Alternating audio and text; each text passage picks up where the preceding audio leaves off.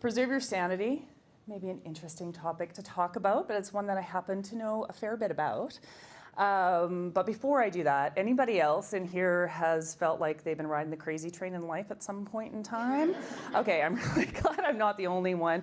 And at the worst of it, would you paid like anything to get off that train? Okay, so what I'm really hoping for this talk is you'll learn a little bit from my experience and what I've learned throughout the crazy journey of parts of my life and be able to apply that to your life no matter where you are and what you're doing right now. So let me tell you a little bit about why I think I'm an expert. Preserving your sanity category, there we go. So first of all, I have a combined family. And for anybody who has tried to blend two families together, there's an interesting combination of personalities that happen for sure. It's hard enough when they have lived together their whole lives, let alone when you haven't and you're trying to get those personalities to work. So it can be a little bit challenging at times for sure, especially when you have very different parenting styles like my husband and I do. So it was quite an interesting journey at the very beginning of it. On top of that, my children are all the same age. So I have three 19-year-olds right now, boy-girl twins from my first marriage. And my husband's son is just 6 months younger than mine. So we're in half the year where they're all the same age. I'm not gonna lie, when they all turn 13, I used to introduce myself and say, hi, I'm Andrea. I have three 13-year-olds and I like to drink wine. And there are days when scotch is a really good option, for sure. So, so that's been quite the journey. On top of that, I'm an entrepreneur. Everybody else in the room entrepreneurs here as well, or how many? Okay, awesome. You all know what that journey is like, right? You're by yourself. You're really passionate about what you do, but you have to figure out everything on your own, especially if you're a solopreneur like I am. And technology is mind-boggling sometimes. But it can put you in a place of overwhelm and a place of self-doubt. And you take a look around at all these other entrepreneurs who seem to like have it together and yet feel like you don't measure up. And by the way, we all feel that way at some point in time, right? So that's been difficult. But I would say the most difficult part of me being able to preserve my sanity and the challenge was my husband losing his. And my husband really refers to himself as insane. Okay, so it's the way he describes it, not just the way I describe it, so that you know. And this happened pretty much overnight. So one day he's perfectly normal, the next day he's not. And what happened is he had a TIA. And for those of you who don't know, a TIA is a transient ischemic attack, which is like a mini stroke and it's not supposed to have any brain damage. However, for him, the symptoms didn't go away after 48 hours fully. He had a slur from the stroke-like symptoms at the beginning, and then that slur turned into a fairly severe stutter, which was actually the least of the worries. But overnight, this super confident, very capable man who was very high up in his company, working with teams all the time, started having 4 or 5 panic attacks a day. He became so anxious that going outside was a problem because everybody was a threat to him in his brain. And we couldn't have people in the house because the house is his sanctuary. And having somebody in made it even worse for him, just because it was somebody who wasn't part of our family in that, and it would send him off into a panic attack. He'd have to go upstairs until they left. Even children who we had known since they were 4 or 5 years old became a problem for him. And then after that, the depression kicked in and the suicidal episodes. And this is where, as much as I've done study into psychology and the brain and stuff like that, all kind of on my own self-study there, I didn't realize how the brain can hijack you. And his brain started sending him horrific visions of the ways that he should kill himself. And when he didn't follow through with that, it would berate him for being a coward. And so it was obviously very emotional, very difficult to deal with through that. On top of it, to start to deal with the excess of emotion, he started scratching and cutting himself. And at least because I had done some study, I knew why he was doing it. And even though it was self-harm and very scary, that there was a reason behind it, and he was trying to really self-soothe and get himself into a better place. But that didn't help the morning that he came downstairs, and I looked over, and I would check his arms in the morning to see how the night had gone the night before after I'd gone to bed, to see if he had a panic attack or maybe how bad it was. And I looked over, and I could see the thin knife cut on the inside of his wrist in exactly the wrong way if you want to keep your husband with you. And so, not surprisingly, 10 months after the TIA, he landed on the psych ward. And that was 3 years ago. We're pretty much still in the same boat right now. We still haven't got this all, all settled out. So when I say I understand a bit about preserving sanity, oh, I forgot to tell you, my mom lives with us too. So, yeah. So if I'm going to ride the crazy train, I want the first class ticket on there, or maybe it's the worst class ticket. I'm not really sure, but definitely challenging myself with the setup in my life right now. But the most interesting part is that I'm actually the best me that I have ever been in my life through this. And the reason that I'm the best me that I've ever been is because of where I was in the worst part of my life, when I was hitting the darkest time for me and what I had to learn to come back from that. And that's what I call on now to preserve my own sanity, but also to help my clients figure out what they need to do to figure themselves out so that they can gain some solid ground as well. So let me take you back there a little bit. So the lowest point in my life really started when my kids were about 3 years old. My first marriage was falling apart. I was in a job that I absolutely hated. And I just wanted to run away. I was so lost. And I just thought I'd just love to leave here and not, I understood those people who went for milk and they never came back again. I thought that's a brilliant idea. But they'd probably be able to hunt me down and figure out where I was. But getting there started a lot earlier. And I want to share that with you because I think these might be some things that you relate to. So when I was younger, I was an Army brat growing up. My dad was with the Armed Forces and the RCMP, so we moved every 3 or 4 years on average. This memory particularly happened when we moved from Kamloops, British Columbia to Goose Bay, Labrador. 80,000 people, 8,000 people. It's a pretty big culture shock for me. So I'm in grade 8, 13, sitting in my desk, and new kid in school in a very small school, and 2 girls were staring at me from the doorway. And one turns to the other and says, "Is it a boy or a girl?" And they were calling attention to my super short hair at the time and obviously ignoring the girly assets that were obvious at the time. But that was the very first time that I remember being worried about what somebody else thought about me and what their perceptions were. And that was when I started adapting myself to make other people more comfortable, right? And so moving further away from what was authentically me so that somebody else would be okay with who I was. And so that didn't lead to a very good place. So fast forward into my first marriage, and my ex walks out the door of the backyard and says, "Are you wasting film again?" I'd been taking pictures of flowers, and I love macro photography, like the sharp edge of the petal or the texture of the leaves or the bright colors. And it was something that he couldn't really understand because a picture wasn't a picture for him unless somebody was in it doing something really silly that made you laugh. That was a great picture for him. So I didn't have the words to explain what it was that I was trying to do. And I don't think that he really could have understood anyway. It just wasn't who he was, right? And so eventually I just stopped fighting that fight, and my camera that I had since I was 13 got put on the shelf. And so a little piece of me was gone. And fast forward to when my twins were born, and I was writing a lot of fiction at the time. And I had characters running around in my mind, which sounds a little weird, but if you write fiction, you know what I'm talking about. Okay, got the nod. And I loved giving them voice and bringing them to life on paper.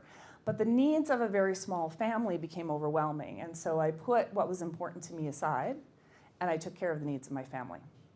And so once again, a little piece was gone. So it's really not surprising, doing this over and over again, that by the time the kids were 3, I was in this place where I didn't know who I was anymore.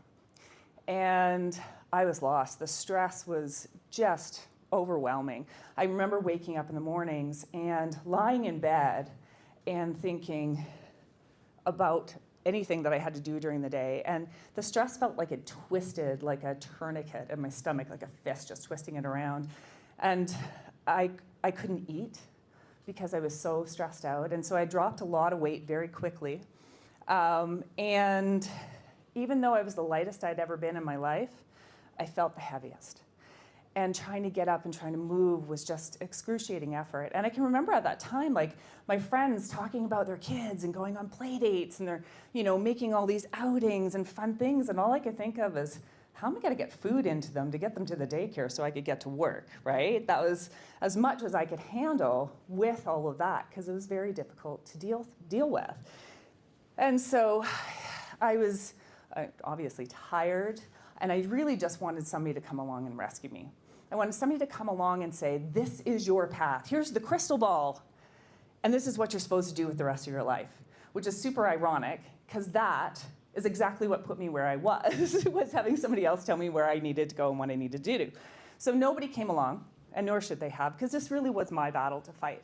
And so I'd like to say it was a very quick journey back, but it sure wasn't. It took me a lot of years. It felt like a lot of it was belly crawling through mud and sludge, right? As I tried to get towards some light and some lightness as well, and eventually got to my knees and crawled a little bit of the way and finally got to my feet and could stand on solid ground. And the way that I did that was really starting to spend time with me and figuring me out. Because up until that point in my life, I hadn't asked myself what I wanted. I had no idea. Like, I had a generalized, I want to be happy. But what does I want to be happy mean to you in your relationships? What does it mean to you at work? What does it mean to you spiritually or physically or whatever that might be? I had no idea, right? I didn't know what I valued or what my values were. And when I figured that out, that was a whole new ball game, because you get to show up differently when you get to put your values in play and you know what they are. You know what is being triggered, and you know how to use them to create more happiness in your life. I figured out what it was that I liked, what I didn't like, what my non-negotiable standards were, what my deal breakers were going to be, so I could start moving towards things that I wanted and away from the things that I didn't, and I was very clear about that. So that made a huge difference. And what I do want to say is, you can't live a meaningful life until you know what that means to you. And so you have to take the time to figure that out. So I finally did, which was really great.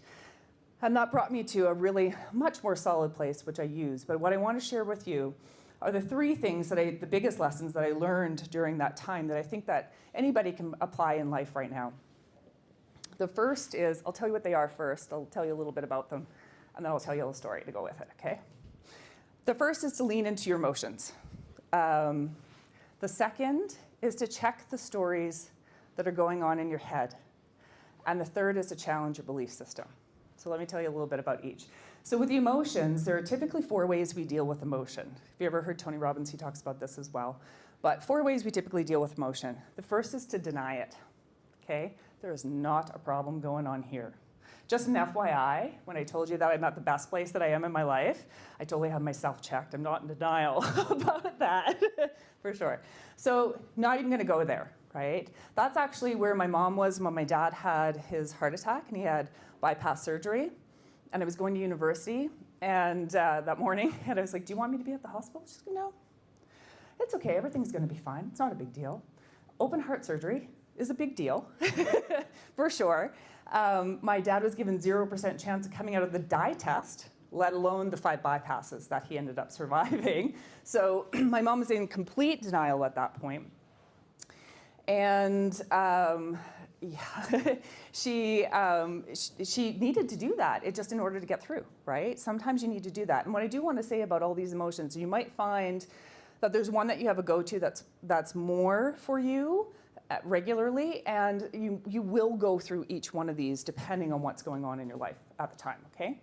So the second way that we experience emotion or we deal with emotion is to ignore it. This is my personal favorite. And when you ignore your emotion, it's not so bad in the short term, right? Like, I've had to do that a lot over the last 3 years, where there's been a lot going on, obviously, with that. And there are times where I'm like, I just do not have the mental capacity to deal with this right now. So I'm going to put it over here.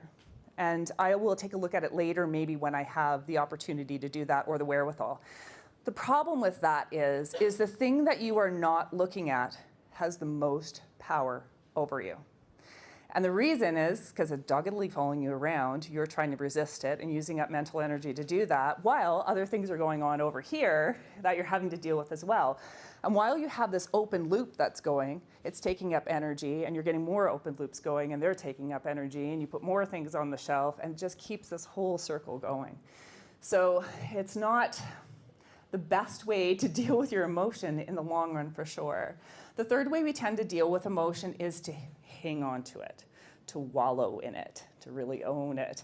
And this is what you'll see. You'll see typically people who are complaining about something a lot, but not doing anything about it. And eventually what happens is it becomes a personality trait. So you know people who are angry, or people who are very worried all the time over stuff, right? People who love to live in the trauma and drama of it, or are super negative as sort of a life way of being, and that's because they're hanging on to this emotion and not letting it go. So the best way to deal with the emotion is to lean into the emotion, to figure out what is going on specifically, right? To pinpoint it, because if you can pinpoint what's actually going on, you can start to unravel it. So anger is a base emotion, but jealousy would be one of the spears that come off of it. So if you understood that you were being jealous and not just angry right now, you have a different place to start unraveling it. So really trying to pinpoint what your emotion is that's going on is super helpful to give you a place to start to deal with it, right? And then after that, once you kind of know, you'll understand how the stories that you have going on are linking to that emotion. And the stories are always interesting, right? Crazy making stories we tell ourselves. And often what goes on in our head is like a 3-year-old on sugar that's left unchecked, right? We don't think about it. We have stories going on all the time. We're great at scripting in our lives. And this is really where you want to control that, because there's 2 things that you need to know about your brain. Your brain responds to what you tell it and the pictures you give it. And if you are telling it disempowering stories and giving it great pictures to go along with that, you're going to get really poor results. So you want to be able to stop those crazy making stories in your head to try to preserve some of that sanity for yourself and start to move toward better stories for yourself. Now, sometimes in order to do that, though, you need to challenge your belief system, okay? And that's the next part of it. Your belief system I like to call your BS, because sometimes that's really what it is, right? So your belief system is primarily set up before the time that you're 7 years old. So before that time, from the time you're born to 7 years old, your brain is pretty much in a hypnotic state. That allows you to absorb information really quickly.